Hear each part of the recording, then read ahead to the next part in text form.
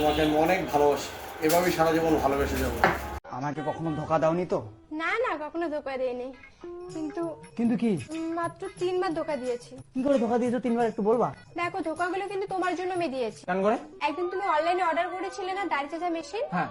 তো ওই delivery boy এসেছিল, সেদিন বাড়িতে তুমিও ছিলে না, টাকাও ছিল না। ওটা তো তোমার পছন্দের জিনিস, আমার তো নিতেই হবে, তাই না? তো ফ্রিতে নেওয়ার জন্য আমি ডেলিভারি বয়ের সঙ্গে এক রাত শুয়েছিলাম।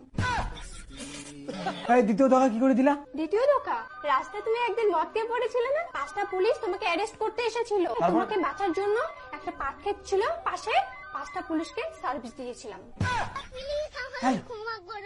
দাঁড়াও, তারপরে 3 নম্বর ধোকা কোন দিন দিলা সেটা বলো আগে। তুমি তো লোকাল ট্রেনের টিকিট চাকরি করো।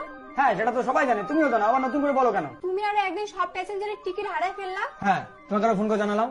ওই প্যাসেঞ্জার গুলো তোমার প্রতি খুব রাগ হয়ে গেছে। ওই সমস্ত প্যাসেঞ্জারের রাগ ভাঙার জন্য আমি সবাইকে সার্ভিস দিয়েছি। 500 থেকে 700 প্যাসেঞ্জার ছিল ওখানে।